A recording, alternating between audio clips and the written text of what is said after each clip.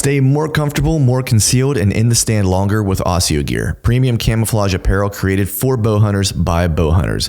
Osseo's revolutionary patented camo patterns and innovative features are designed to keep whitetail bow hunters totally invisible and dead quiet. Elevate your game with Osseo. Visit asiogear.com and take 20% off your purchase with code TRUTH20. Hey folks, I want to take a minute to give you a heads up about Tethered's latest gear. If you're serious about staying mobile in the woods, you've got to check this stuff out. Now, I've been using their Ultra Lock saddle, and now the SD saddle is available. And let me tell you, this thing is dialed. It's ultra light, super adjustable, and most importantly, it's comfortable. You're not going to be shifting around up in the tree wondering if your legs are going to fall asleep. Pair that with the Predator V platform, which is stable, lightweight, and has an angled front edge for comfort. This thing will give you plenty of room for those critical moments when you need to make a move on a deer. And if you're like me and you spend long hours in the tree, you'll appreciate the new Predator CFX platform. Carbon fiber construction that keeps it light, but tough enough to handle whatever you throw at it. This is the kind of gear that makes a difference when you're out there all day. And listen, if you're always juggling your gear like I am, Tethered's got you covered with the Universal Platform Pack. More rigid to make getting your platform in and out easier, and 2 sizes to fit the smaller and larger platforms. Whether you're hunting public land or heading to your favorite spot on the back 40, this setup makes carrying your platform so much easier. So if you're serious about getting in the game this season and hunting smarter, check out Tethered at tethered.com. Their gear will keep you lighter, quieter, and up in the tree longer, which, as we all know, is where the magic happens.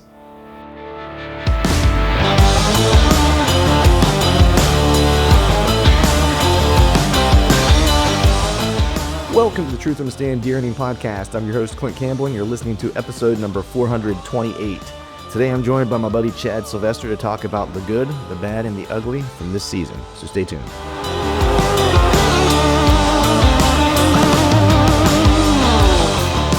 All right. What is up, everyone? Happy Wednesday to you. Hope you're doing well. Hope you are feeling fine. Hope everyone had a good Valentine's Day. Spend a little time with your significant other. Maybe a little dinner, a little wine. I'm a notoriously last-minute gift giver, card getter. This year, fortunately, I was off the hook for any type of gift. We, for Christmas, my wife and I, we got each other a trip, essentially, that we'll go away and see a concert, an artist that we like to see, in a state that we really like to visit. So we're doing that. And so this year, I didn't have to really buy a gift. Still had to get the flowers and a card, right? Because it seems appropriate. But I'm notoriously late at it. So literally Friday at lunch, I work from home, and there's a grocery store that's not far from my house. So I went out at lunchtime and picked up some flowers and a card, and I'm quick about it. I basically just look at the row that says wife, and I pick the first one I see, and then the row that says daughter, and I pick the first one I see there for my daughter, and I'm out the door. It takes me literally like 5 minutes. So it's like, I don't know why I wait until the last possible second to do it, but I do it every single year. Speaking of not waiting till the last possible second for things, we're this time of year I kind of think of as the doldrums of the hunting season, so to speak. I know there's some stuff that you could be doing outside and so forth, but at least in PA, the weather's terrible. It's super gross outside, nasty. Great time to get out to scout and things like that. If you do get some decent weather days, we've just had a lot of snow and ice and things of that nature. And the area that I really like to hunt is kind of under snow at the moment, so it's not a lot to get accomplished up there now. So I'm just kind of playing the waiting game. But this is a great time of year, and this is definitely something that I do. And Chad and I talk about it on this episode a little bit. I start kind of going through my gear, and I even started doing this. I mentioned a handful of podcasts ago. I start to kind of go through my gear and think about what worked for me this year, what was cumbersome, what did I feel like I was missing, if I was missing something or not. And every year it seems like I strip more and more stuff away from my gear, and I try to get, even lighter than I was the year before. And, I unpack the entire pack and see like what things never made it out of the pack during the entire season. If that's the case, then it probably doesn't need to be there. And so I definitely start kind of going through, my gear and start making a checklist of, things that I either going to continue to use, going to maybe replace, or just take out entirely. Certainly I broke stuff during the course of the year. That always kind of happens. And then the other thing I like to do this time of year is think about what are the things. It's no different than anything else, right? Or at least for me. I'm always very much find the holes in my game, no matter what it is, no matter if it's hunting or it's, jiu-jitsu, whatever the case is I try to be very self-aware about the things that I'm good at, the things that I'm not good at, And then also be very self-aware of the things that I'm probably not going to be good at. Sometimes there's just limitations. If you're playing a sport or whatever, sometimes there's limitations that you have physically. For me in grappling, it's like there's some things or techniques that really just aren't going to work for me based on my body type. How long my legs are, or long or short my arms are, and things like that, right? And so, yeah, it's good to learn them, to kind of know them conceptually, but probably never going to be something that I rely on. Same thing in hunting. There's areas of hunting that, you just kind of look at and go, maybe this style isn't necessarily for me, or this approach isn't necessarily for me. It's maybe good to kind of know about it, understand it a little bit. But as far as being able to use it, you may not be able to use it. And so I try to really focus on the things that I enjoy, number one, because I'll be more vested in improving those areas and working on them. And then two, things that I think that I can actually really use and execute, right? And I'm not sure what that is 100% yet this year. The past several years, I've kind of made this a priority. And so I've kind of, played in a lot of different areas. The last big one was adding ground hunting to my game, in a more significant way. And I've kind of done that. Not an expert by any stretch of the imagination. Still have a lot of room there. So I'll probably kind of continue to tweak that and work on that a little bit, especially this year, adding a longbow into the game and planning to head back out to the plains. And so that'll probably be a lot of my focus this year. Certainly, being sharper with my longbow, as I have a new longbow coming to me here soon. That'll definitely be part of it, getting used to that, getting, arrows set up, and really kind of working with that and understanding what my, limitations are or aren't with that particular weapon in different scenarios, whether I'm in a saddle, whether I'm on the ground, whether I'm on the ground in open country, or whether I'm on the ground in areas that are kind of brushy and thick and kind of hard to maneuver in. So all that'll be kind of like a little bit of a new experience for me that I'll have to spend some time kind of dialing in. But with that, we're going to go ahead and just jump into today's show. Have a cool show for you guys today. Have my buddy, Mr. Chad Sylvester, on. You guys know him. You love him. He and I always do this episode every year. We usually wait till about this time of year when the Harrisburg Outdoor Show is over, and hunting season kind of starts to die down, or has really kind of died down at this point. And he and I kind of take an episode and we reflect on how the past season went, right? And we kind of go through the good, the bad, the ugly. It doesn't matter how your season ended up, whether it's you filled no tags, which is the case that I had this year, or you filled a bunch of tags, which is the case that I had last year. There's always something good that you can kind of take out of it, right? The good experiences that you've had that you can build on. There's always some bad stuff that happened that maybe is just out of your control, right? And there's always the ugly, which is just like, man, you screwed things up 3 ways to Sunday, and you really need to get better at this kind of component of things. So with that, we're going to go ahead and just jump into today's show. As always, thank you all for listening. All right, folks, welcome back to another episode of the Truth from the Stand Deer Hunting Podcast. And that lovely looking mug you got on the other side is my good friend, none other than Mr. Chad, by God, Sylvester. What's going on, dude? Oh, dude, just enjoying this glorious morning. The days of, like, I guess the last couple of months, I've had a lot of free time on my hands, right? And that's come to an end here pretty quick. But it's good to see you. Good to talk to you, man. Yeah, man. You got any snow up there, dude? You got any of the white stuff? We've been getting pounded, dude. Dude, we've had snow since, I don't know. We've had snow for probably 6 weeks on the ground. It's never melted. Really? Yeah, really? It's been. In fact, we've lived. We're just on like the very southern tier of like the Lake Effect, Lake Erie snow belt, like just right on the Ashtabula County line. And we've been up here for a couple of years now, and my kids aren't used to winter, like aren't used to a normal winter, right? Because it's been so warm. And I got 8 and 10-year-old, and a couple of weeks ago, my son was like, "Dad, like, why is winter lasting so long?" It's like, we have snow and like it hasn't melted yet. Like, what's going on? I'm like, dude, that's normal, man. Dude, I'm with him, bro. Like, I'm over it. We just got another. Well, I mean, I shouldn't complain because we don't get. We've had a lot of light years, in the past, but we got snow early this year, man. Like it was, I had snow on the ground whenever I was hunting. The last couple hunts I did there in December, and we had a pile of it in that area. We had like close to a foot, and it's basically been snowing on and off since. And that was like the beginning of December. Yeah. Stuff did melt. We had bare ground, but then it just seems like every time we get some bare ground, I'm like, all right, cool. Like maybe we're gonna finally get into like a little bit of warmer weather, Then all of a sudden it's like, F you, freezing rain, Yeah. It's like, F you, some more snow, Yeah. And it always happens this time of year. I was joking, like on one of the podcasts up fronts I did like a week or so ago, that always around the Harrisburg show, the weather just turns to shit. I was like, so it was right on time this year because it got like down to like the negatives and 0 degree temperatures and just, snow, freezing rain, like, all the good stuff. And I was just kind of like, all right, cool. This year I don't have to travel. I'm not going in, but I was in Canada for like that week essentially, which was even worse. It was even colder up there, So you didn't make it to Harrisburg this year? No, I wanted to. I wanted to get up to see Joe, with Osseo, and I wanted to get over to see the tethered guys. And it was just, I had to fly out Sunday. My flight was awful. Like it got canceled before I even got to the airport. And then when I got there, they changed my flight to leave from LaGuardia, which I live in Philadelphia. Like I fly out of Philadelphia because that's the area I live in. So I'm like, how do you change my flight to leaving from New York whenever I don't live there, That's wild. So it was a disaster trying to get there. And then, we had a good couple of days of meetings and stuff like that. Everything went well. I got to train while I was there for a day, but I didn't get back till later on Wednesday. And, I just had a bunch of stuff to catch up on and shit like that. And so trying to get out to the show and travel yet again on Saturday, it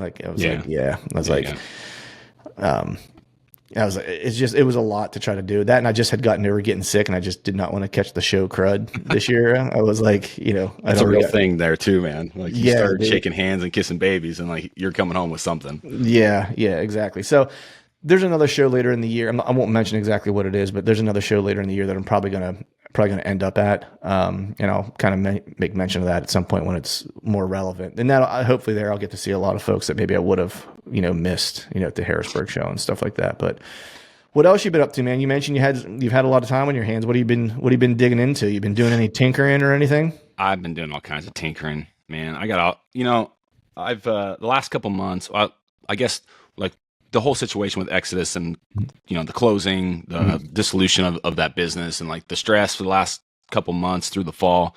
I've really just been the last 2 months of trying to get back to who I was 2 years ago, because the last 2 years of Exodus, I think that there were probably some things where I don't want to say I changed or had bad business ethics, but there were some things going on where I probably wasn't my normal self, right? And there's input leadership on that, when from a leadership or business perspective, and things in my personal life.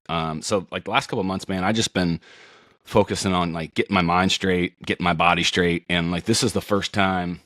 Last week was probably the first time where I feel hey, I'm back. This is who I was for 30 years, 35 years, and I feel good again. So nice. I've been doing that kind of stuff, working out in the morning, reading. Working on some new ventures. So nice. Yeah, that's awesome, man. I've been digging your quotes. You and I are both quote guys. We both like motivational quotes, Not that we, I don't want to say we rely on them too heavily necessarily, but I don't want to speak for you. I like to see them though, sometimes, because it's a reminder of something, or it's a really smart way to say something very poignant that kind of sticks with you, that you remember. You know what I mean? It's not like I get up in the morning, I'm like, man, I need a motivational quote to get my day going. It's not that. It's just more of a, seeing a clever turn of phrase sometimes makes you just kind of think about it differently. Like, oh man, yeah, that's right. All right, cool. It's just kind of, it's just that nice little reminder, and it sticks with you, and it kind of becomes a little bit of a mantra, a little bit. You know what I mean? Yeah. That's it. It's I don't know if you want to consider it for me personally, a trigger or a catalyst for the day. But I've been reading the Meditations from Marcus Aurelius, written 2,000 years ago, and just chewing on little tidbits of that, while I'm doing other things. And I don't know, it just sometimes all those cliche things have some truth or a baseline to some point, and sometimes that can just change your perspective on a different scenario or situation that can be beneficial. Yeah.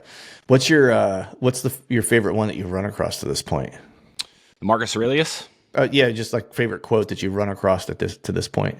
Oh man, dude, there's so many. Honestly, one of my favorites is something that you mentioned, and I can't remember if this was in a podcast or if this was just us bullshitting, but someone who is really that wants to be successful and is in a leadership position for all the right reasons. It's always better to win than to be right. Yeah. I don't know if you even remember you telling me that. And I was whoa, dude, that's so freaking powerful. Yeah. I actually just used it yesterday, to be honest. Someone was messaging me. It's funny that total kismet, right? Because I totally even kind of forgot about it. And I was messaging with someone at work, and I have a woman who's on my team now that I'm not technically her boss, but I'm kind of helping try to mentor her to help kind of she's really, really smart. She's really good at what she does. She just, needs a little bit of help and a little bit of confidence, essentially. Right. And so someone messaged me off the side and said, hey, this person's doing a great job. You were right in choosing her. I can see why you chose her, this, that, the other. And I kind of made the comment. I was like, I'm trying to help her get set up to basically like have the team even forget about me, that I'm even there, that they go to her. Right. I want to be obsolete. I was like, that's kind of my goal. And we were just talking about how, she's doing a great job and she's getting there. And they said something about like the way I kind of challenge the room that I'm in, and but I do it in a way that's like respectful and like knowledgeable and stuff like that. Right. But I'm also a little bit crass too. It's like that you get full me, like the way I am on the podcast and the way I am just in person. I'm also that way at work. Like there's not really much of a difference. There's not like a at home with his friends Clint and a work Clint. It's the same person. I'll drop the F-bomb in a meeting. Don't care. Like that's just how I operate. Right. It's all me all the time. And, I just made the comment. I was like, I ask plenty of dumb questions and I'll have plenty of like solutions I might suggest that are wrong. I was like, which is fine. I was like, cause I'm never interested in being right. I'm only interested in getting it right. I was like, and that to me, I try to go about my work and just about things, whether it's hunting, whether it's work, whether it's jujitsu, whatever it is. It's like, I don't have a whole lot of interest in always being right. It's nice to be right sometimes. It's validating. Right. But I'm more interested in the outcome being right, or the process being right, depending on what you're talking about. Right. And I think if you just take that approach, it's like, then you have a growth mindset, you're collaborative, but you're also confident, because I need to be convinced that I'm not right. Right. I'm not going to walk in and say, I'm just going to default to somebody. It's like, no, I know what I'm talking about, or I know what I'm doing.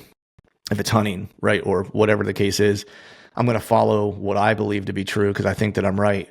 But I'm also open enough that when I'm provided a different perspective, that I'm willing to go, man, maybe what I was doing wasn't 100% right. Maybe I should think about this, right? Because I just want to get it right. Yep. Right. Yep. So that's kind of like that's kind of my MO. And it works for hunting too. I try to adopt things. I think you're the same way. I try to adopt things that apply not just to specific areas of my life, but it can like have like a nice groundswell effect and kind of cover all my bases, or have influence in all areas. A lot of it does. Like one thing that I've been big on, like the last month, and like trying to teach my kids this is, and again, this goes back to like, I guess you can consider this a quote, but like The Man in the Arena by Teddy Roosevelt. Mm-hmm. Like it is not the critic who counts, but it's the man with a marred face in the arena. And the teaching lesson there is like, stop passing judgment unless you're in that person's shoes, because you don't know. Yeah. And I think that's like, again, that's so like, we're all judgmental. Like that, I feel like that's human nature to draw conclusions or make a judgment based on, the inputs that you have. But being able to defer that and think about the other side of the fence, like, is very, very, very, very powerful in every aspect of life. Yeah, 100%. And I even think, people can take that, should take that from a hunting perspective, right? Because every year we go through this, right? Where you have people saying, well, why'd you shoot this deer? And blah, blah, blah, blah, blah. Right. And even in my work, because, everything's always relationship business, whether you're doing a podcast, whether you're running a Fortune 500 business, whatever it is, it's all relationships. Right. And you can't effectively build those if you can't see at least partially, life or scenarios through the person's lens that you're trying to build a relationship with, right? Like, cause you need that connection. Right. And, I always tell people like, cause sometimes like at work, for example, clients maybe have a rough day with clients or something like that. And, and maybe they're acting out of character a little bit for some reason. Right. And I always kind of say, it's like, look, you don't know what that person's morning might've been like, right? Or their evening might've been like, that made them kind of react the way that they reacted, right? It's like, so, or maybe you do know they have a lot of stress because something's coming up, right? It's like, and so like, think about the other things they're dealing with aside from just you, right? What else is on their plate or on their calendar for the day or whatever. And I think it's the same thing in hunting. It's like, before you judge what a person kills or what weapon they shoot or whatever, it's like, well, stop and just ask yourself, like, well, why might they be doing that? Or like, maybe they have short time and so they just want to kill a deer, right? Because maybe they only have 3 days this year they're going to be able to hunt or whatever, right? Or maybe they're shooting a crossbow because they have an injured shoulder, or maybe their bow broke and this is something someone could lend them because they didn't have the money to go buy a new bow or fix their bow or whatever the case is, right? Like, we shouldn't be so quick to kind of judge on why people are doing what they do. And truthfully, we probably just shouldn't care either. Like, so it's the other side of it, what's that Dave Chappelle skit that he says, he's talking about women playing like WNBA. He is like, why aren't the women playing in the NBA? He was like, because LeBron James would score 8 million points. He's like, could you have your own league? He's like, and this is a real controversial statement. He's like, you could just shut the F up. Like, which is hilarious. But like, it kind of reminds me of that all the time where it's like, maybe you just shouldn't care, maybe just go on about your life. But yeah. Well, cool, man. So we're going to do, so anyone who's listened to this podcast for any length of time knows that Chad and I always do like a postseason wrap up, the good, the bad, the ugly of our season.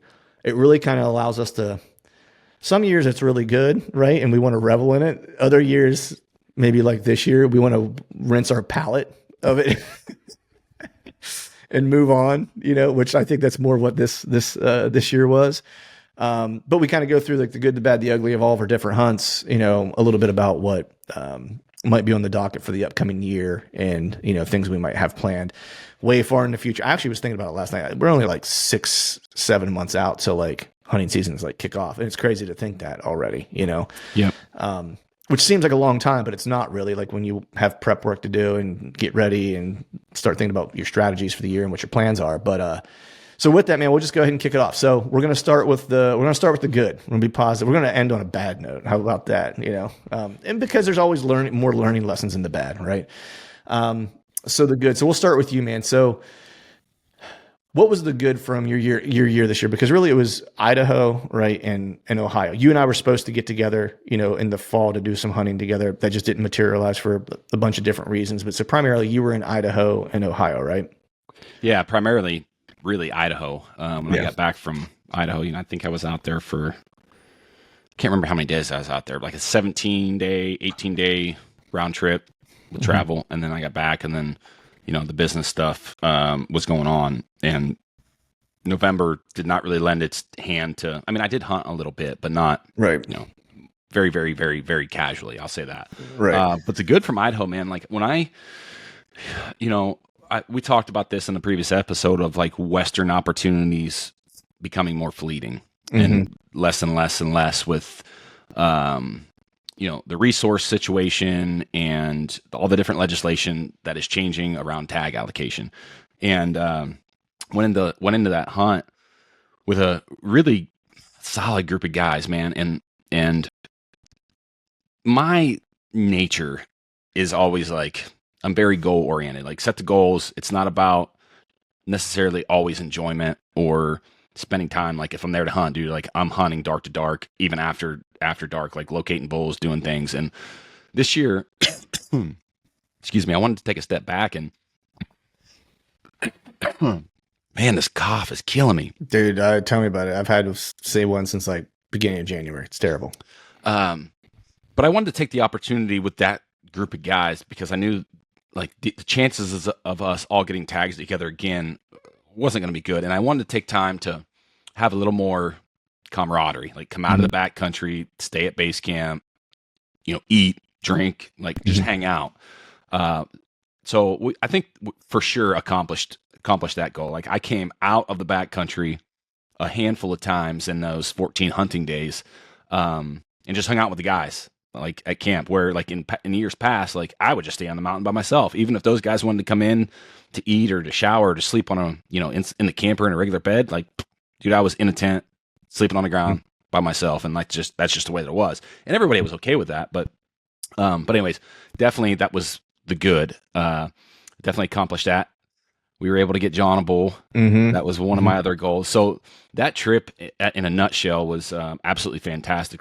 Again, a plethora of learning opportunities. The only thing I did not accomplish there was, and I guess this would be the bad, but was really just not feeling my tag. But I had opportunities, never drew my bow, but I was around elk a lot. Right. So, there was a lot of good to take away from that trip from a camaraderie perspective, from a tangible, like, check that goal or check that, cross that off my list, type of scenario. So, I mean, it was freaking fantastic. Nice. So yeah, like there was some ugly and there was some bad, which we'll get into. We'll get to. Yeah. Yeah. But Nice. it was the Idaho trip was good. Not so much Ohio, Yeah. Was there any good of Ohio? Like, because there's sometimes there's things where they're just like, for a hunt, just for the example that we're using, it's like that just like nothing was good. Like none of it went well. Like even if you're on short time and stuff like that, right? It's like there are instances where it's just like, it's short time. It's, not a lot of intel, like whatever the case is, right? Like there's just doesn't go your way. Well, I guess no, there was probably some good. There was an area that I had postseason scouted the year before, and it looked good. And I did figure out a couple different access routes to get in there with different winds. And I saw deer there every single day. There was only one deer I had an encounter with, like borderline shooter, and it was just like a Pope and Young 10-point, like nothing spectacular, nothing fancy. But the good is like, okay, well, I postseason scouted that, went in, hunted, confirmed my assumptions of how the deer were using that area, and it was really like a transition next to bedding, or like I guess you can consider it a staging area in the evening, but most of my hunts were in the morning, of deer coming off of private ag fields, transitioning through that area, going back to bedding. I think there's probably some tweaks on that access, which is also good because they're like, dude, I need to get a boat. I need to get a freaking canoe to navigate, those river bottoms and the swamps, because like it is a pain in the butt. Like I'm crossing 40-foot beaver dams, on water that's 8-9 feet deep, and like you slip in November, dark. like you're going on, it's not a good situation. Yeah. So yeah, you need to get. There was some tangible good. That's awesome, and that was and you actually had you saw a big deer earlier in the year, right? If I'm not mistaken, like Glasson, right? And he never turned up, right? So the big deer that I heard about, and it was like, heard guys talking about it in town. Right. I never even spent any time trying to locate that deer. I never ended up putting cameras out. Never spent any time in that area. I did locate some bigger deer, but I could never get on them. Like I had a picture of him late October. I mean, a handful of times in daylight, right? But then like November 3rd, I was going in for an evening hunt, and the deer was in that area on camera. I don't know, 11 o'clock in the afternoon. I get in there and there's guys there at ladder stands, and I never saw that deer again. Could never locate him after that. So I never had an encounter with that deer. Located him, but it's not, that type of deer, unless you knew who shot it, like you would never, it's not the caliber of deer that somebody's going to talk about, right? Right. It's a good deer, but it's not the one that's going to make noise in the community per se. That's correct. Yeah. So that piece that you hunted this year, do you have a feeling that it has the, like, you and I both know it's like pieces kind of, one year they could be really, really good. Next 2 years they could be dog shit, right? Then another year it could be decent, right? So I'm just curious for you, like, now that you've postseason scouted it, spent some time on it, does it feel like a place that you would have a chance to run into a good deer like there in general, or is it like no? I don't think so. There's just too much pressure. I mean, that transition area that I postseason scouted and hunted and had those couple encounters, like there's probably 7 tree stands in there. And like, it's like how, and they're all ladder stands. A lot of it's gun hunting. I like totally get that. But I did come across a couple mobile sets and a gut pile in there. It was a doe. I didn't see any balls laying on the ground. So, but I think there's just too much pressure. And I think that you could come across some good deer, but again, like I always relate things like, can you hunt them where they lay their head in daylight hours? Like, right. That's like something like as I'm scouting and as I'm trying to locate deer and break down a hunt strategy, like that is one of the priorities to me is like, can I hunt that deer where he lays his head? Right. And the way that piece lays out, there's so much, it's so narrow with so much private. It's pretty hard to do, I think. And I bounced around there. This isn't the first year I've hunted. I bounced around over the last, I don't know, probably 3 years, but last year was the year where I spent the most time. Okay, postseason scouting because it's out my back door and like trying to figure it out. So like, could you catch a 4 or 5-year-old, every handful of years in there? Right. Sure. Right. There's going to be 10 other guys that know about it too. Right. Yeah. Yeah. That's tough. Especially those older deer, they just don't make those mistakes. They get that little bit of pressure. Not saying they leave the county, right? Because we know it's like they don't necessarily leave the county, but man, they either don't move they don't move much in daylight, right? Like they'll stay to a very small area, or they just shift their range just enough, to where they're kind of ghosts, if you will. Yeah. Right. What I found was even like the 2 and 3-year-old bucks that, that I was seeing, most of those deer are coming off private. So it's like you really tactically, like if I were to spend more time in there and hunt that seriously as I would like a big woods piece, I would be hugging and focusing on private. Right. Yeah. Nice. Cool. So I went to Idaho too, which was a good hunt. I did a podcast with Wilson about that. It was one of those things where my season was basically like so close, but so far. You could kind of categorize the whole season that way. Had some good encounters. Like we were basically an elk every day. And I think going out there, my goal was to just kill an elk. That was really what the goal was. And I think we hunted 10 days, I think is what it was. And we hopped to a couple different pieces. The good part of it is like we were hearing bugles this year, and there was one bull in particular that we were able to chase consistently. And he was just in one of those like super deep drainages that he was just, when he got in there, he was almost bulletproof. And like the way the canyons were, when he would bugle, if you weren't close enough, you really wouldn't get a good like bead on exactly where he was at. And in the mornings, of course, right, it's like you can't dive bomb in on him because he's got the thermal advantage, right? When he's in that bottom, everything's dropping down to him, right? And so you would try to have to wait until you would get a little bit of daylight, or enough to where you'd start to get the thermals kind of coming up to try to make a play. But usually every day, whenever the thermals start to switch, like he would stop bugling. Like you would usually get one bed bugle from him, and you'd be like, okay, that's where he's at. It's like, all right, well, the thermals aren't right.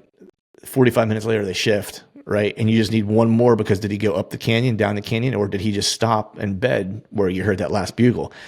Because if you go in the wrong end of the canyon, the drainage, like you're screwed, right? Yep. It's like, so that was kind of the good part is that we were on one and like we felt like we were in the game every day, right? And he actually snuck up on us at one point. I think I told you that. Like he crested this little like cliff edge and he was 15 yards from us. Like, and I was like, man, I can't believe a 900-pound animal can be that quiet coming up like a scree face. You know what I mean? Like, because I never heard him, So that was good, and it's always good spending time with Wilson. I made a couple new friends, out there. There were a couple of his buddies that we ended up hunting with, or we camped with like the first night. And then we camped with like one of his buddies, I guess it was like the last night we were there, and we changed areas because his buddy was hunting this, big piece of public land that was kind of out his back door. And he had 3 bulls in there screaming the day before. And so he called us and was basically like, hey, I've got screaming bulls over here. Unless you guys are on one, like, why don't you come over, stay at my place, and then we'll dive in tomorrow. And he was like, he was like, I'm not even going to take my bow. I was like, dude, take your bow. You know what I mean? I was like, that way, if you get a shot, like someone gets a shot at him. But he was hell bent on trying to just help me get a bull, So we dove in there, dude. It was a hellhole. It was like the worst place I've ever hiked into. It was awful. Like, and this wasn't the bad. This is still kind of the good because it's kind of funny because when we were hiking out, like you could see how we came down this off the mountain, and it's a cliff. And we basically climbed down the cliff like in the dark. I didn't realize it was a cliff. I just thought it was really steep. You know what I mean? Until we were coming out in the light because that was the last day. So we could only really hunt till like lunchtime. We had to get out because I had to pack and get ready to catch a flight the next morning. And so we came out and, around 1 o'clock or whatever, 2 o'clock. And in the light, I'm like, is that where we came down? Because you could see like all the roughed up leaves and shit down the side of the mountain. We're like, yeah. I'm like, dude, that was stupid. Like, I can't believe we climbed. I couldn't even climb up out that way. You know what I mean? Like, I had to to get out of that hole, I had to put my bow on my back and rock climb my way out of the place. It was pretty dicey. But the good part was like we got in there and it was a shit walk. But we had a bull that was like you could smell him. Like how when you how when you're on top of them where he was just here, right? And then we saw a huge track it was very clear that it was just made, and we could hear him milling around like in these pines and like in this brush. It was like maybe 30 yards away from us. We just couldn't see him. Northern Idaho, super thick, right? So you can have elk 20, 30 yards from you and not see him. And you could just smell him. You could hear him walking around. You could hear his antlers hitting shit. And the track was pretty big. And we found like 2 or 3 beds, like as we were kind of following him or whatever. And so that was the one where I was like, we're going to get a shot. I was like, he's going to get curious and he's going to pop out, cause we were on top of him, but never did. Like he vanished like a fart in the wind, like so quiet and just like was gone. Like when he decided he wanted to be quiet and scoot, that was it, It's amazing how like they just tip their heads back, lay their antlers on their back, and like can sneak through the thickest, nastiest stuff and like not make a noise, like you said. Yeah, because there's other thick. There's other times it sounds like there's a tornado like ripping down the mountain. Yeah, and he was never super loud because I think he wasn't sure what we were. I mean, we had the wind to our advantage, we had the thermals to our advantage, and so he couldn't smell us, which is why it's why he stuck around. He was curious enough to stick around, but what the hell's going on? What is this? And he was staying just close enough to try to figure out what was making the noise, but never exposing himself or whatever. Did he ever bark or anything at you? Like when we first got kind of close, it was one of those things where it's like, as we were kind of making our way through, we weren't quite to where Wilson's buddy had the encounters the day before. And that was really where we were trying to get to, because it was like these couple drainages all kind of came together and it's a really killer setup. And he was like, I want to get us to there. He's like, and then we can kind of like make our plan from there. He's like, but that's where they wanted to spend time, and I think he historically had seen bulls in that general area, like to a thermal hub scenario. Yeah, basically. Yeah. And so as we were making our way there, this stuff was so thick. It was like, we were like pulling stuff back away from our face to walk through. Like, I forget. I think it was only about 1.5 miles, maybe 2 miles was all it was. And it took us, we started at dark. And it took, I think at one point I looked at my watch and it took us 45 minutes to go like a 1/4 mile, like at the thickest part. Like it wasn't all like that, but like the first probably like 3/4 of a mile was like that. Like so it was like a 3-hour hike just to get to a place where we could kind of walk okay. Like walk, and when I say okay, where we had like a little bit of open terrain to where we could make some time. But yeah, it was the first 3 hours of that was like, we all had debated like turning around because we were like, dude, this is just so bad. And we were doing it in the dark to start with, which was terrible. Can't see anything, like you can see this close because like your light's just reflecting off of everything, all the foliage that's in your face and stuff.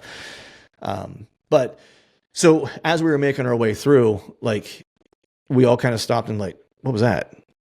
Like we heard, in hindsight, it was him barking or whatever. Right. But it was like, we were making so much noise coming through shit that we couldn't 100% tell what it was. We assumed what it was. That was the only sound he ever made. Like we bugled, cow called, tried to get him to just pipe off once so we could get a bead on where he was at. And then Hunter was like, he's like, it sounded like he was in the general area of where we were heading anyway. He's like, so let's just keep kind of moving. And then as we did, that's where we found a bed. We smelled him. Then we found his track clearly leaving that bed, and it was fresh, so at that point we knew we were on him. But yeah, didn't fill a tag, but it was a great trip, had some encounters, had him chuckling, and got close to one, couldn't see him again, but got close, because we were cutting the distance. We would call and he would chuckle and then we would cut the distance. So that was fun, and it was just a good time hanging out with Wilson and a couple of his buddies. I never regret spending time in the mountains like that. It's just, it's good for the soul, and, did a ton of miles, but I came back and I was in really good shape for jiu-jitsu. Yeah. My legs were strong. So that was the good of the Idaho trip. And Pennsylvania, I haven't talked a whole lot about that on this show, only because I did that Wired to Hunt podcast where I kind of gave all the details to Tony. But Pennsylvania, I didn't fill a tag this year, but it was probably the best season I've ever had, like in Pennsylvania. Namely because I hunted more this year than I had in probably like the past 2 years combined. Last year I killed a buck really early, so I didn't hunt a whole lot in 23, because I filled a tag. But this year it's like I hunted, from October 5th to whatever it was, like November 17th. You can't hunt Sundays, so you subtract those 6 Sundays or whatever for those 6 weeks. So, you're really at like, 40 days roughly ish, and of those I hunted like 30 of them, so I basically hunted every day that I possibly could, chasing weather fronts and stuff like that. Spent a lot of time in the camper and trailer. I was hunting a really big deer, for Pennsylvania. For anywhere. For anywhere. Yeah. And I learned, the good was I learned a lot, man. Like that was, and I know I talked to you about this and I talked to Jake about it, where my goal was to try to kill that deer, or it was to let a mature deer just kind of teach me some lessons, and really kind of try to sharpen my skills or hone my craft by letting an old mature buck kind of beat me if I need to. Right. And humble myself a little bit. Right. Like that was the idea. That was the plan. And you go into it and you're not quite sure what you're going to get out of it. Right. You say that and you're like, well, what could they teach you? Right. Cause like academically you don't, like, they can, right. But until you kind of commit yourself to the process and just be like, what, I'm going to go do this every day. Right. That's when you start learning the lessons. Right. And it wasn't like any like big aha. It wasn't like all of a sudden like, oh, deer of this age always do this thing, or it wasn't anything like that. It was more, exposing myself to my own shortcomings as a bow hunter. Right. Where it was like, I thought I was detail oriented, like, and look at reading sign and stuff like that. And I'm pretty good at it. Like, I can figure stuff out, but it took like a next level attention to detail to try to get on him. It was reading rubs in a different way. It was, reading tracks in a different way. It was reading historical sign in a different way that I typically wouldn't have looked at it in the past. It was reading habitat in a different way and understanding what he wants, versus what looks good, So those were all good things. I saw a lot of deer, past one I probably should have shot early in the year. And then the good was I had him on the hoof once. It's like I saw him in the middle of October, which is in an area it's really, really hard to hunt in October. And so the other good part was I could kind of prove to myself, it's like, yeah, I can hunt this spot in October. Because if it wasn't for chasing that deer, I could have filled my tag in the middle of October, or probably the 7th. Yeah, probably like the 6th or 7th. No, it was probably like around the 10th or 12th of October. So that just kind of gave me confidence going into this year. It's like, look, I don't have to pass on killing a buck in that area, early in the year if I'm leaving to go somewhere else for the rut, because that place is actually hunts pretty good in the rut. It's like, if I do what I did this year and with the same kind of focus and the same type of effort, it's like I can fill my tag in October on that piece, and then be able to leave and go wherever I'm going to go, in the Midwest in November or whatever to travel. So that was the good, was like, it was a good confidence boost of like understanding that piece a little bit better and, stoking the fire to kind of figure more of it out, because there's a lot of opportunity there. So spread my wings a little bit and just get more places like that I can kind of bebop around. But the good was just the grind, man. It was the process. It was going back to how we started the session, right? I wasn't interested in being right. I wanted to get it right. Mm-hmm. And so I don't think I was right this year, because I didn't fill my tag, but I think I got it right. I think is, if I were to summarize it. I think, the comment you made about paying it, like hunting hunting and scouting with a level of detail, and like having to take that up a notch. And like, we had that conversation, the way you identified that deer's unique rub, like using a camera, you scouted that area, you found that rub, you had some unique antler characteristics there that you identified on that rub, which led you to kind of pinpointing where that deer was spending time based on what you found. I think that's something that I agree 100%. And it's not just that level of detail is not just about big deer, but I think when you commit yourself to hunting like solely one animal, and like a lot of people talk about that, right? Like, oh, this is the target buck, like this is the deer that I'm hunting, and then they shoot a different deer. But like, it was ultra for me. Like, I was ultra proud of you to, like, I know you're like a committed dude, you're a disciplined dude, and like I think that's why we jive and Right. why we hunt so well together and why we're friends. But the way that you approached each day, and like we talked through, week by week, like what was happening, different scenarios and things. But ultimately, like, that was one of the things I was probably most proud of you recognizing, like, hey, like, I was here, but this deer is forcing me to level my game up and to get better. Yeah. And that was awesome to see, like, from the outside looking in. Nice, man. Well, I appreciate that, man. It means a lot coming from you, because you're my dude, and you're one of the few guys like I spoke to consistently during the trip. Like, and when I say the trip, it's like I would come home in between. Like, I would leave and take my trailer, and I would hunt for 3 days because I had good weather, and then the weather was going to turn bad, or I wasn't going to get the best wins that I wanted for like the setups I wanted to get to and stuff like that. And so it's like I would come home for like a day, see the wife and the kid, work, and then I would go back and I would work from the trailer while I was up there. So it's like I wasn't like I hunted every single day. It was more like I hunted like 3 to 4 day stretches at a time, following like a weather pattern. Then I would take a day, come home, be dad, be husband, fulfill that obligation, to a degree, and then head back out. But you were like, there's only, especially in that scenario, like big woods and stuff like that, there's only like a handful of guys that I know that I can talk to about it who've hunted that type of like terrain, right? Even if it's in a different part of the country, but like that big woods, low deer density type of setting, right? Who have also who consistently target a single deer, right? And so, it was helpful to talk to you because you knew exactly what I didn't have to hardly say anything, and you knew what was going to come out of my mouth. You know what I mean? Like, because you'd been there, done that, lived it, and it was just good to kind of get your voice of reason, because it was, it made me feel like I was doing the right things. Like I was on him. I was there. Right. And you kept telling me, you were like, dude, I think you're all in his business, and in hindsight I was, right. But it was just good to hear that from someone who's done it, in a similar type of area. And, I'm better for it now. It's like I have now it's like, those younger deer or whatever, right? I'm not saying it's like a slam dunk, right? But they seem a little easier to locate, right? And not one of his caliber necessarily, right? So instead of like, because he was 6 or 7 years old, you know what I mean? So it's like, you start thinking about, hey, this year I'm just going to kill the best 3.5-year-old I can find. You know what I mean? It's like they're not quite as slick, you know what I mean, as he was. But that was the good for me, man, was that I got to level up my game, and I was grateful for the opportunity to chase a deer like that. It's once in a lifetime. Yeah.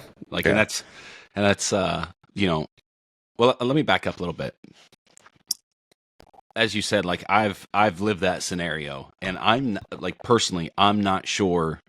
I say this has probably changed in the heat of the moment, but I'm not sure I could go back and put myself through committing to one deer for an entire season or multiple seasons. Mm-hmm. So looking back at 2024, if that opportunity were to arise again, would you chase it with the same tenacious attitude and the same mindset, same like driven as in it's this deer or nothing, like committed 100% all in, or would you mentally take a different approach to the season? If it depends, right? If it was the same type of like opportunity, as far as, I don't want to say caliber, like age class of deer, that like there's something about him that just made me want to chase him, then yeah, because I actually really enjoyed the grind. It's like it was, some of the mornings sucked or whatever, right? But it was one of those things. It's just like whenever you work out, right? It's like some mornings you get up and you don't want to do it. It's like, God, this is terrible, right? But like you do it because of the way it makes you feel afterwards, right? And I like the way that deer made me feel afterwards. Like after I did it and I put myself through it, I was like, I'm way better off for having done it. I'm like, I feel like I'm a better hunter than I was. I feel like I understand the piece better, right? Because like we always preach, like, man, there's only one way to figure this stuff out, and that is like, sharpening your woodsmanship and spending time and just doing it, right? Like there's no magic bullet, right? We've talked about that you and I have talked about it, right? About trail cameras and stuff like that, how people rely on them as a crutch and things like that. And they actually replace their time in the woods with trying to use those as opposed to using that as a tool to sharpen your woodsmanship, right? And so, I thought a lot about that kind of stuff. And, he just made me so much better that I would jump at the opportunity to do it again, like 100%. Now, I'm not going to do it if like I've got a handful of like deer that are 130 to 145 inches. There's 3 or 4 of them, and they're all 3 to 5 years old. Like I'm not going to take the time away from my family more specifically, right, to do that. If I'm going to commit, it's going to be committing because there's a unique opportunity, at least a unique opportunity in my eyes, whatever that happens to be, for that year. But yeah, I mean, I loved it. I would do it again, and truthfully, it's like killing that deer that I killed in the plains changed my perspective on a lot of things, right? In what way? Well, I remember whenever you and I used to talk, because that was the first like truly big deer that I've killed, right? And I never really understood like how, like I understood academically why you like chasing big deer, mature deer, however people want to classify it, right? But like, being one of your best friends I was always still kind of like, man, why won't Chad just shoot that like 150 or that 140 that comes through, right? Like, and then once I killed that deer, I got it. Like, I was like, it's the battling of the wits with something that's like almost assured to beat you. Yeah. Right. And it was that part of it where I'm like, man, I just want to chase older deer and have to really tax myself to do it. You know what I mean? Like I want that experience. I want to feel like I'm at the verge of breaking, it's like, that's where the sauce is, man. Like that's where all the good stuff happens. It's just like in a workout, like the good stuff doesn't happen in the first 6 reps. The best growth happens in the last 2 to 3 reps, where your arms are shaking and you don't think you're going to be able to get the weight up, or the last minute of a round of jiu-jitsu where it's like you're gassed and you don't think you have any more, but you got to dig a little deeper for that last 30 seconds or whatever. It's like, that's where the growth happens. Here's one for you. Growth and comfort cannot coexist. Cannot, you know what I mean? It's like, and that's what I kind of, became really obvious for me in my deer hunting was like, I kind of reached a point to where it's like, this is what I am capable of. And if I want to go any further, like I got to get uncomfortable. Like if I want to, be better at this than I currently am, I got to get uncomfortable. And that's what that deer really kind of taught me. And, even though it was hard at times this year, it was, it's like I left the season with like a ton of gratitude, for having the opportunity and what that deer showed me. And just, I tried to remind myself while I was in the woods a lot of just like, because there were days where I just didn't want to be there. Like you go through those, right? It's like, I was like, I want to be anywhere but here right now. Because maybe it was like a couple of days and I felt like I wasn't in the game anymore or whatever, right? And then he would always just leave me something. Like every couple of days I would get something where I'm like, I'm on him again, and it was just enough to kind of keep me going. But I kept telling myself, like, be where your feet are. Be where your feet are. Like, don't wish the time away. This is the best place for you to be. This is the only place you would want to be. Right. And I was able to trick myself a lot into, into being like, yeah, you're right. This is great. We should, walk around the woods for another 7 miles and not find anything. But, it was, through that, I kind of, came out the other side and just like had a ton of gratitude for the experience I got to have this year, and it made me better overall, which was the goal, at the end of the day. Like that was the main goal I wanted to get out of it, so mission accomplished from, on that end. And I'm just as fired up to like go do it again next year. Like I'm going to go back and hunt the same way next year just because I enjoyed it, regardless of whether I have a target or not, or if I have a single deer or not. And then I'm stoked to go back to the plains, and I've got plans for that. That's going to up the game a little bit for me, or make it more, interesting, if you will. So, okay. Cool, What about man. the bad? What about the bad in the season? The bad.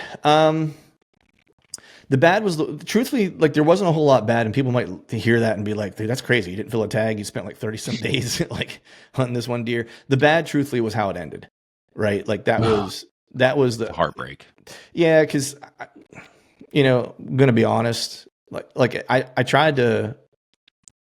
So that deer was found dead, and actually I got a little bit more information just 2 nights ago about it. Yet again, like it continues to unravel.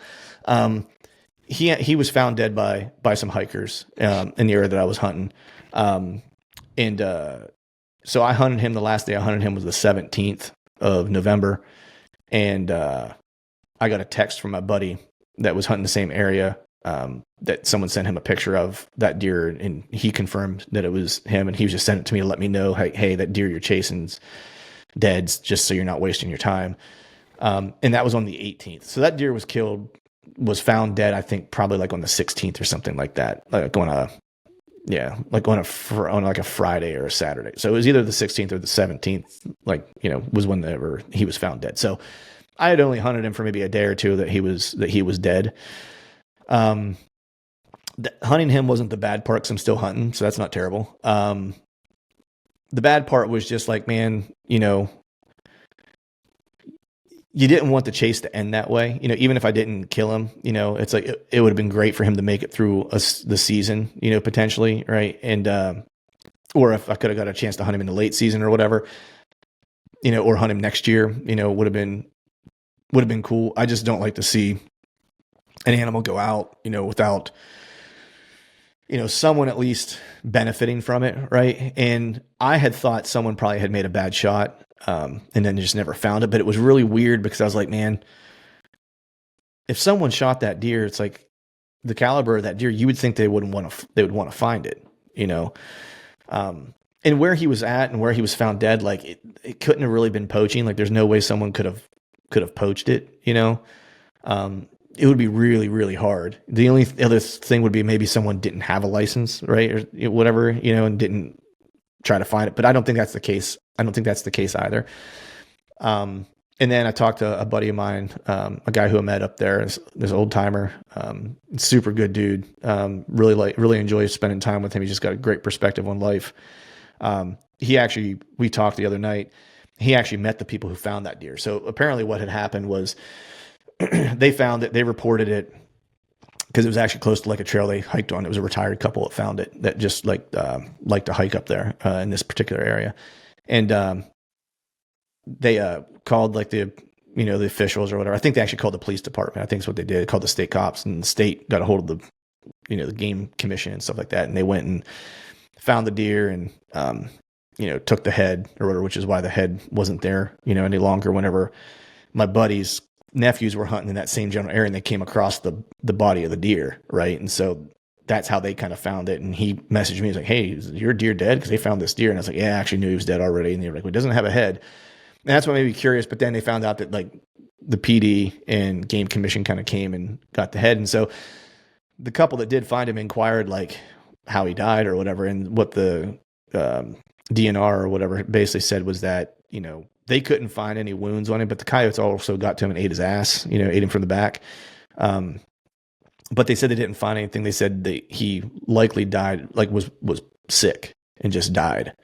Wow. Which was crazy. And so I had sent my buddy some of the trail camera pictures I had of him, just because, he was curious, old timer. And he was like, he knew where I was hunting. He was staying away and staying out of all the areas I was in. So I was showing him what I was chasing, because all the years he's ever hunted up there in that area, he's never seen a deer like that before. Right. And so he was super stoked just to know that there was one around, And so he went back and like was looking at those photos, and like, and I don't know how I missed it, but he said that the deer had like a couple huge lumps, and I missed it. Like I got to go back and look. I still haven't looked, but he said like one on his neck and like one on his hind quarter. So I don't know if he had like an infection, like an abscess or something like that, or who knows what, right? But I was like, it's a little odd.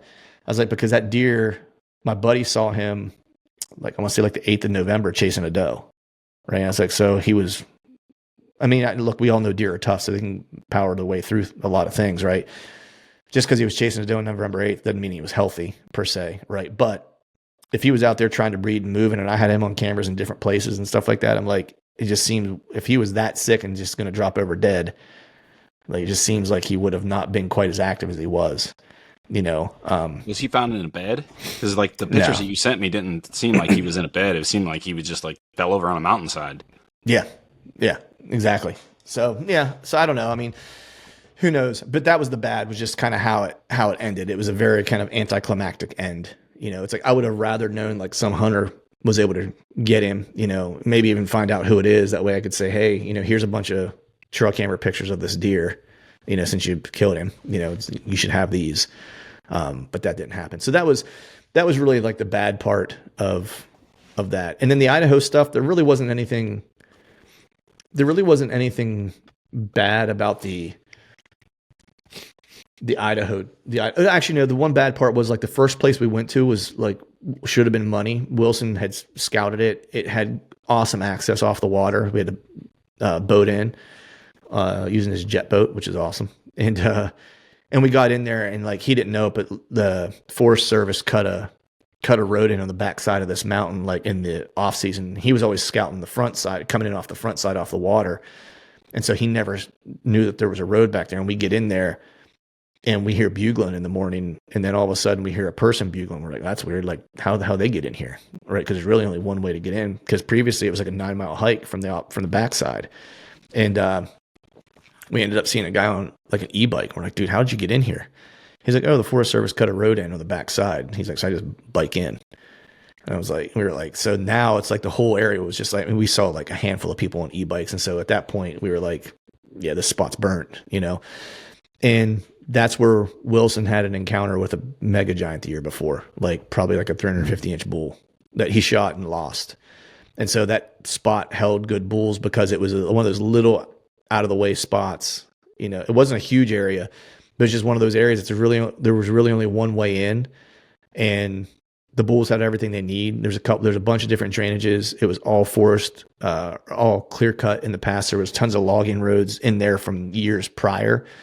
Right. And so it was easy to kind of navigate around, to get to all the drainages. So you could really bebop and call and figure out what drainage they were in and then hunt them, without really disturbing a whole lot. And, I mean, Wilson and his other buddy who lives out there that he like went scouting with, and actually the guy tried to help him find bulls. He was like, dude, even in, like after he shot that bull, he's like, and we were looking for him. He's like, there were bulls piping off in every drainage. And so he was like, if we don't kill something in the first couple of days, he's like, I'll be surprised. Right. And so going out, I'm like, dude, we're going to kill one like the first 2 or 3 days.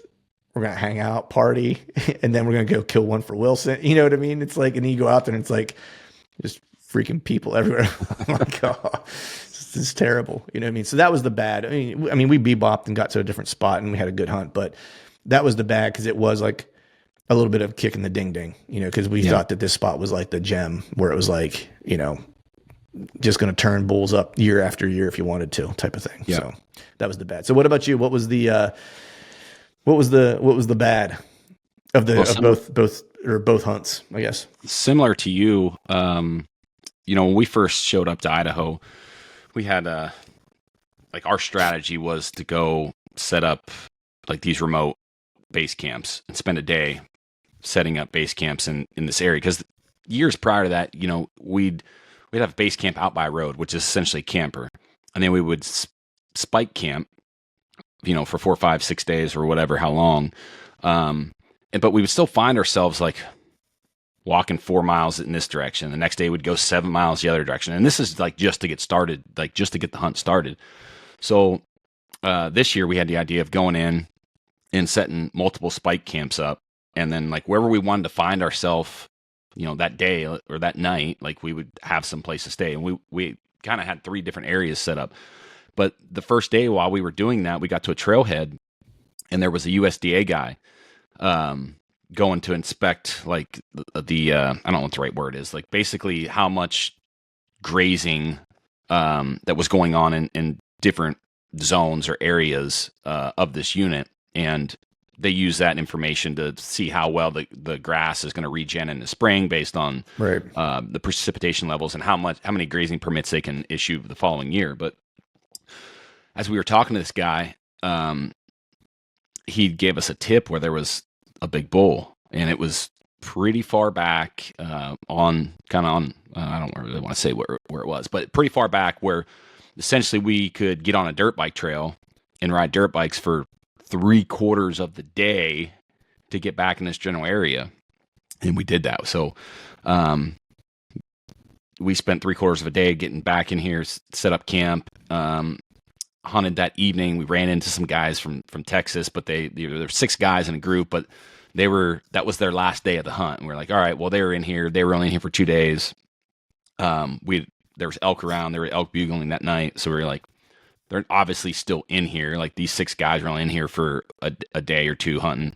Let's just see what it's like. So we spent the next couple of days in there hunting, and it was just like, everybody knew about that bull is what it boiled down to. Like, the locals all knew about it. They talked, and like every single day we just ran into more and more people.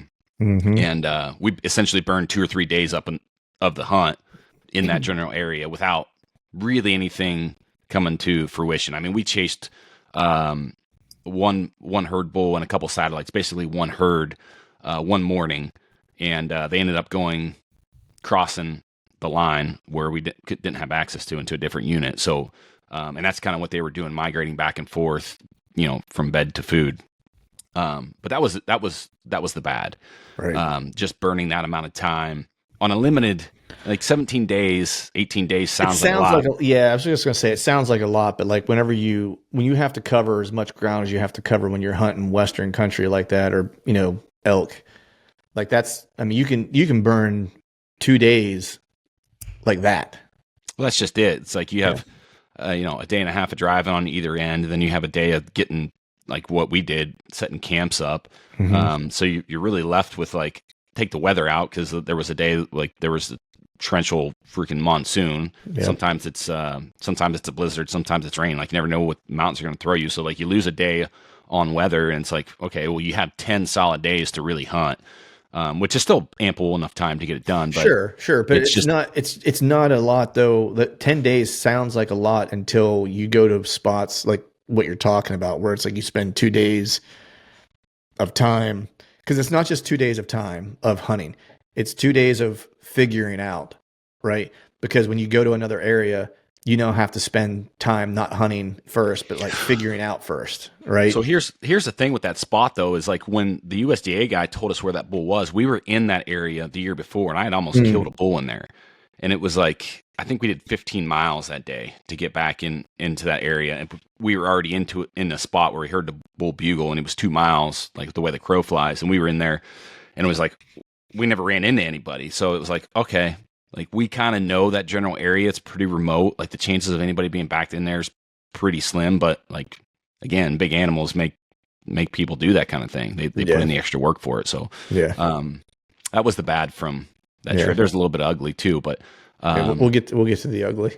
Yeah. And I think, I don't even want to say there was anything necessarily bad about Ohio, because the time was so limited, and I don't want to say the hunts were haphazard, because that was not the case. But I guess the bad, it was the work scenario limiting my time. Right. Hunting Ohio with a deer tag. Right.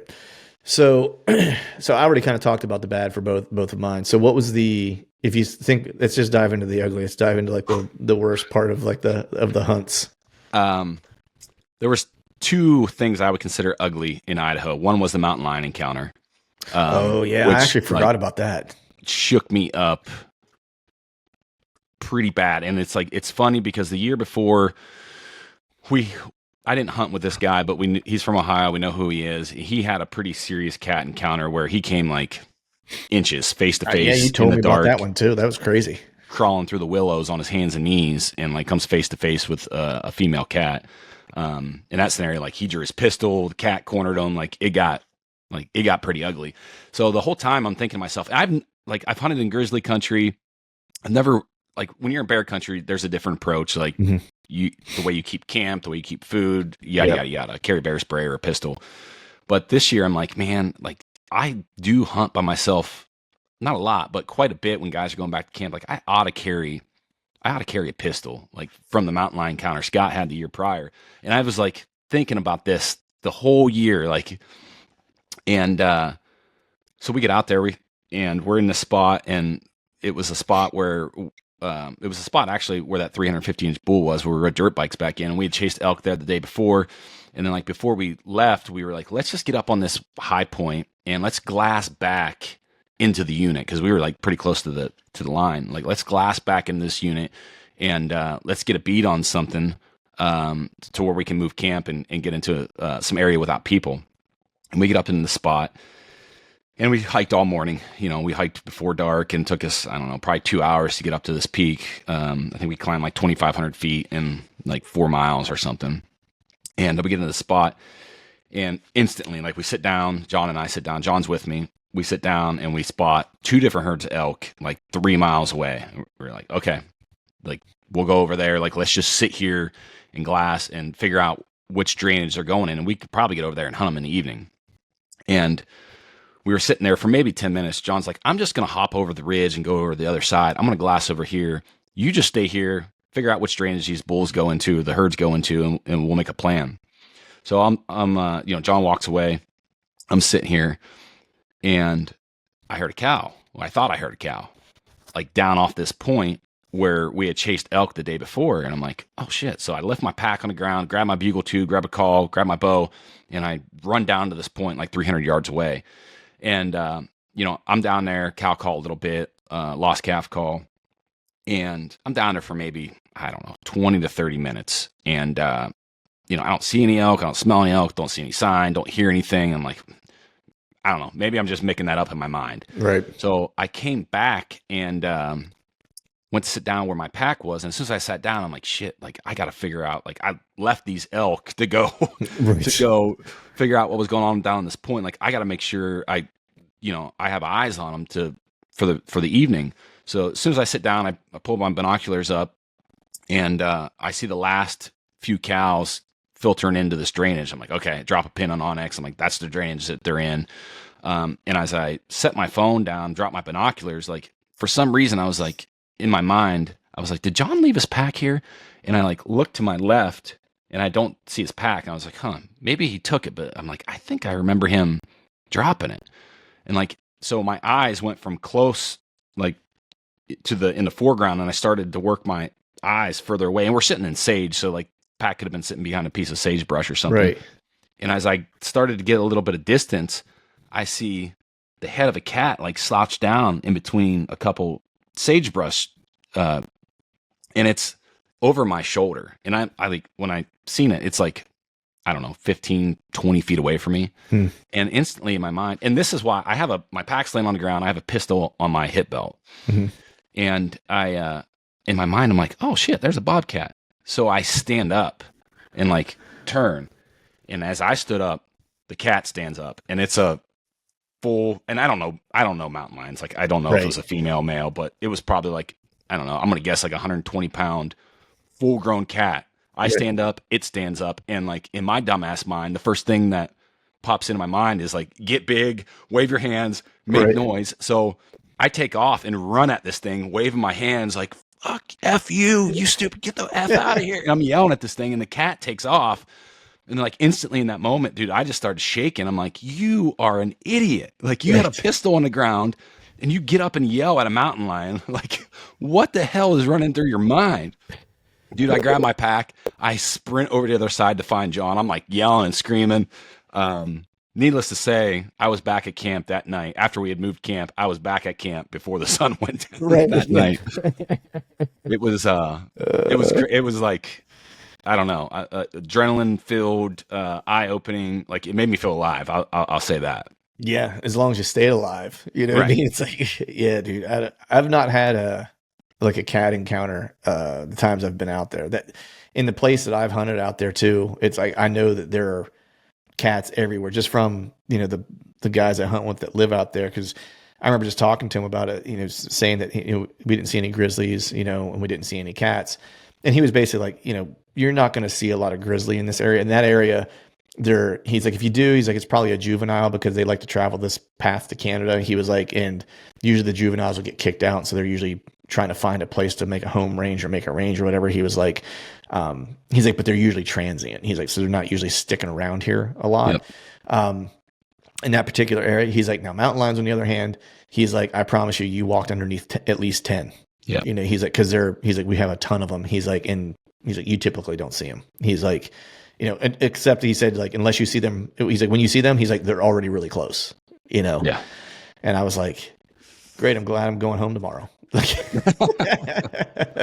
you know, but, so what was the ugly for the whitetail stuff? Or is it just kind of more like that was similar as the bad, where it was just like limited time that kind of I think stuff that, up? Yeah, I think that was it. You know, again, going back to like my personality being goal oriented, like anytime you don't fulfill a goal, for me personally, like I there's a window for me where I allow myself to dwell on it before I move on. Mm-hmm. And that was really probably the ugly, Mm-hmm. not finding the type of deer that I thought I could find. But then, you know, again, it's perspective, because there's a lot of good that comes out of that. But I would just say the ugliest thing was just the situation with the business, having to dissolve the business and not having the time to dedicate to the season that it takes to be successful. Right. Yeah, I think the dwelling on it part is really kind of smart to allow yourself that time. So for me, the ugly, like Idaho really didn't have any ugly. Like there was some bad that I already kind of talked about. There wasn't anything that was really heinous necessarily. Like that climb in and out of that hole, that was ugly. But it was also like type 2 fun. You know what I mean? Where it's like after the fact. I mean, during it, we all were like, it wasn't just like I was miserable. Like we were all miserable, and we were all going, dude, should we just turn around? Like, you know, it was one of those.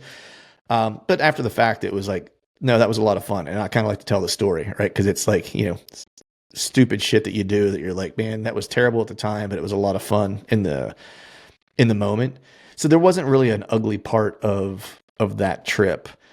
The ugly part of the whitetail stuff, and there really wasn't a whole lot that was ugly about it, but it was more kind of like what you had said about giving yourself time to kind of grapple with whatever the outcome is, right? You know, and when I realized that deer was dead, like I tried to convince myself that I didn't really care. Where I was like, you know, it's a deer, which I do feel that way. It's like it doesn't make or break you. It doesn't define anything for you, right?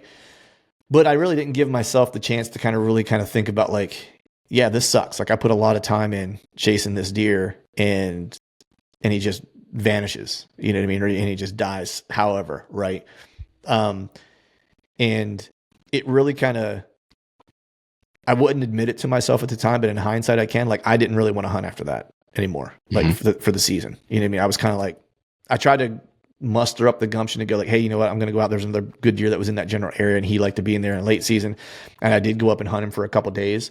But it was physically, I was tired. Mentally, I was burnt from the amount of days I put in on the first deer, you know, and whenever he died that way, it kind of took the wind out of my sails. And I wouldn't admit it to myself. I was like, nah, I'll go back out and I'll hunt, you know, I'll go hunt some does or whatever.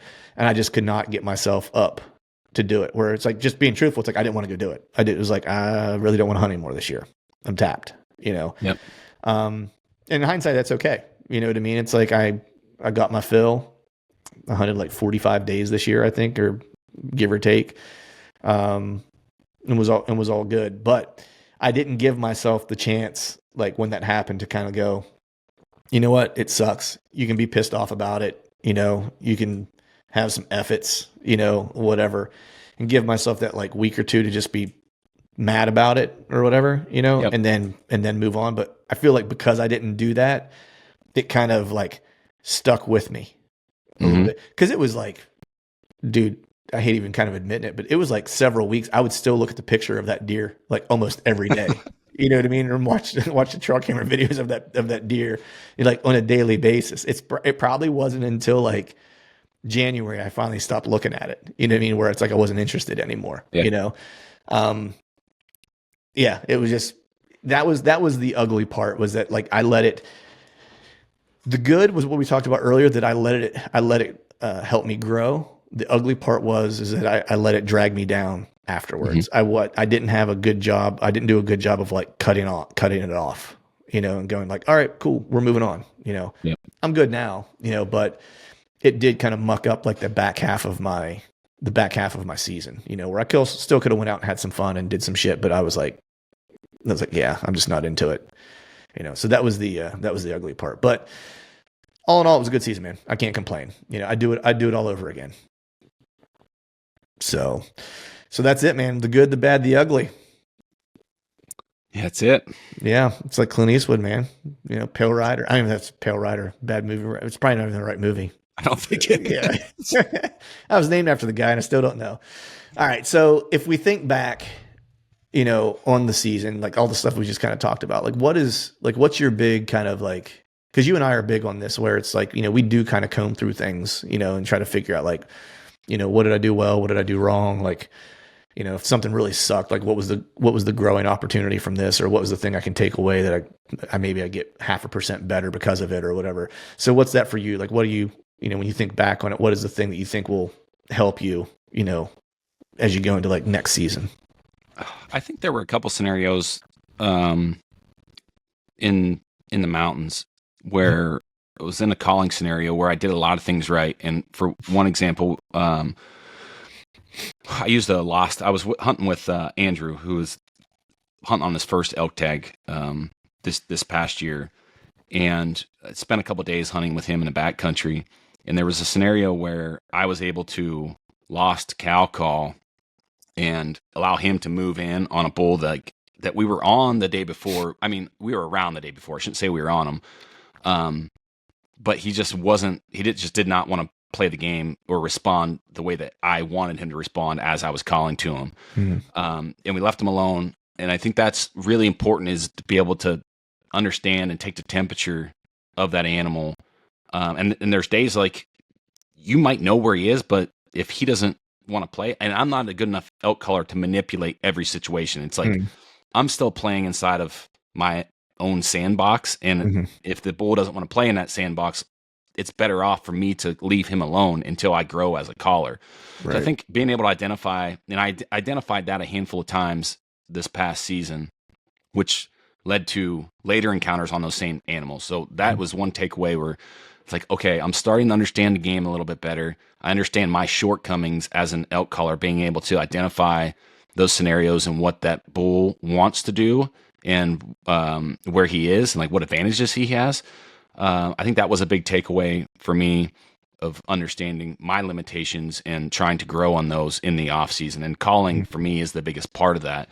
And there was a couple opportunities where, man, like one morning we hiked up to a point and glassed, and there was like, I don't know, there was 30 elk bedded down on a ridge just below us. And we watched them for, I don't know, hours work into a drainage and use the thermals very, very specifically. Not just one animal, right? It's like the whole herd. There's 30 elk there, multiple bulls, and they're all using the thermals in a certain way to get to a spot where they feel confident. And like, we all know animals use thermals and use the wind and those things to their advantage, but to watch them, change elevations and play out and stay in cover and visually confirm like how slow and methodical they are when they're moving in those natural habitual movements, I think was really eye-opening for me. Right. Yeah. I think for me, it was, what I'll take with me, going forward, or the things that I learned, is just being more intentional. I think I was very intentional this year, and I think because of that, I felt like I was in the game a lot, even, I have an encounter with the deer I want to kill and stuff like that. So I think just kind of being like more focused like I was this year, I think it would be a huge help. And that's not like a big tactical shift necessarily. It's more of like a mindset. I think, and I've been saying this for a couple of years, and I think I get better at it each year. I still think there's room to grow there, but there was one other opportunity that I had to kill that deer, and I made the wrong choice that morning. Right. And I sent that, I had an area where I thought I was going to kill him. And I think I even told you, like, I thought there was 2 spots that I could potentially kill that deer. I thought early season there was one spot, and I thought later in the year there was another spot that I could kill him. and I was trying to time that second spot right. And I had some good, vocalizations, and kind of knew there were deer. I heard a buck roar, and I was pretty sure it was him, and it came from this area. And so the next day I got out of the truck and I was headed to that spot. And my gut was telling me to go there because everything I had heard the day before and saw the day before told me that deer were wanted to be in that area. And I was too rigid in my plan, where I was really kind of saving that spot as like a November spot. And this was like the 26th of November. I'm sorry. That was a November spot, and this was the 26th of October. And got out of the truck, made a left instead of a right, and went to a different spot because I didn't want to booger that spot up for November. I wanted to save it. And sure as shit, he walked through that pinch point at 8:14 that morning, right? It would have been a chip shot. So long as he didn't win me. Like, there's a lot of other things that could have went wrong, Sure. right, if you're in there. But like, I was planning to be there. He was there. Like, if I don't screw it up, I probably get an opportunity, right? And I say all that to say, when I'm on the road hunting, I'm super aggressive because I'm on short time, and if I think there's an opportunity, I don't really debate too much whether or not it's the right time. I just go do it and then deal with the consequence after. When I'm at home, I often will try to nip the edges a little bit more and try to save a spot for a time that I think is right. And I didn't have any long-term data on that spot to say like, yes, it always heats up this week of November or these 3 days in November or whatever. So it wasn't like that around a scrape where I had like time stamped, like date wise.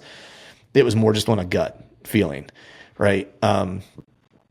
And so I think my takeaway is like just to continue to improve on being aggressive and trusting my gut. Cause I was right a lot this year. That was the other thing that deer taught me, is like, I was right more often than I was wrong. My timing wasn't always necessarily right. Right. But like what I thought he was doing and where I thought he was and how I thought he was moving, like he was doing all those things. Right. So I think it's just like trusting my gut a little bit more that I need to kind of work on, and being a little bit more aggressive. I think that's just the ebb and flow of It who is. we are as hunters. Like, and Yeah. that it like never stops, right? It's like, Yeah. I think of your gut as like your consciousnss, like, but then there's also like the logical side of your brain. Like, Right. Cause sometimes logic you- is telling me, it's like, man, is he going to be super active now? Well, this year was a huge learning year too, like for that piece, because it was really the first year that I spent time really hunting it.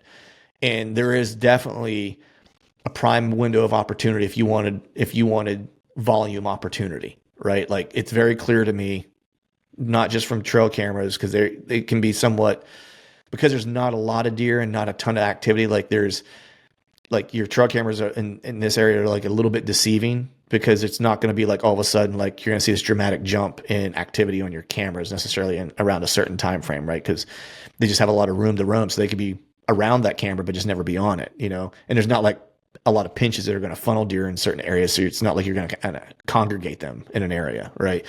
But being there and hunting like every day, mostly of like October, I definitely kind of got a sense as to like, if you're looking for the prime opportunities, here are the dates, right? This is the window. Like, if you don't have a lot of time and you only have 4 days or whatever, like this is the 4-day stretch you want to be there, right? And this is where you want to be, right? And so I learned that, and that's just part of that. Like, in hindsight, I'm probably thinking more critically, because I'm like, I should have known, I should have been there, because I was only 100 yards off. Like, I set up 100 yards away, trying not to bugger it. And I was trying to have my cake and eat it too, right? I was trying to be close enough to get an opportunity if things worked out, but not so close I was boogering up the spot for later. And you and I both know that's a recipe to screw yourself, Yep. Either be in it or be out of it, Yep. But the positive side is that, like, I do have a better understanding of when that area is going to become prime, if you will. But so with that, man, any gear tweaks or anything that you might be changing up for next year? I got a handful of things that I'm changing. And then what are your loose plans for next year? We don't have to mention states. We can just say like areas if have plans. On the gear side, yeah, I mentioned like if I plan to continue to bounce around the swamp, even like just the go shoot does, and like the deer density, there's a lot of deer in this area. There's just not the caliber of deer laying their head during daylight hours that I want to hunt, right? Right. But the water access situation, I need to have a canoe or a kayak or something for access. Like not just from a strategic standpoint, but just from a time perspective of like cutting down of instead of walking an hour, like I can get to a spot in 15 minutes, like once I drop a boat in the water. Yeah. So that is one thing on the whitetail side that I will be changing. I may actually, like in some of the areas that I've scouted and confirmed and deer are using it the way that I thought, I may actually use some preset stands, like go hang them in August. Again, based on just time, because my life is going to change a little bit.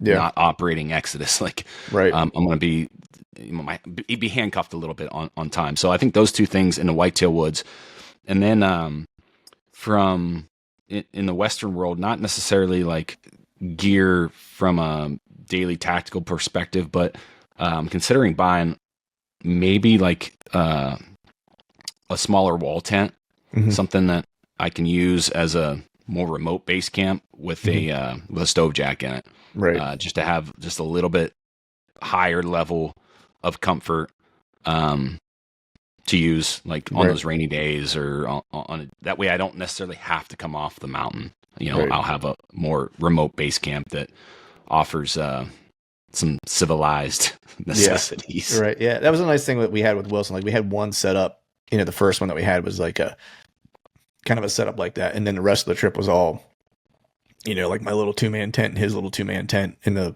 middle of the mountain. And that was where we were at. We lucked out with like pretty good weather. Like, it wasn't overly hot any day, and it wasn't super cold necessarily any. We had nice cold mornings and like warmish afternoons. Like, so what you get during elk hunting, essentially. Right. Yeah.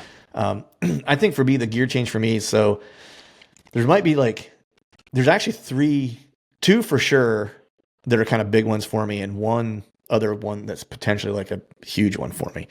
So one is my Bushman like custom longbow is almost done, right? So I got pictures from Steve yesterday, and it looks awesome. It's killer. I'll probably do like a video about it, and I'll talk about it whenever I get it and stuff like that. But that's been like a year in the making, and so I'm kind of forcing myself now to make the transition because I spent the good money on getting like a custom bow built the way I want it built and stuff like that. So now I got to use it, right? And so that's the big change for me, is that actually going to be where it makes sense and where it's applicable. I'm going to be implementing an e-bike into some of my strategy, and it's more around time hunting the piece that I hunted hunting that where a general area that I hunted that big deer, because there's some areas where I could maybe be a little closer in my like camp setup and not have to like use my truck and be able to use the e-bike to get to where I want to get to.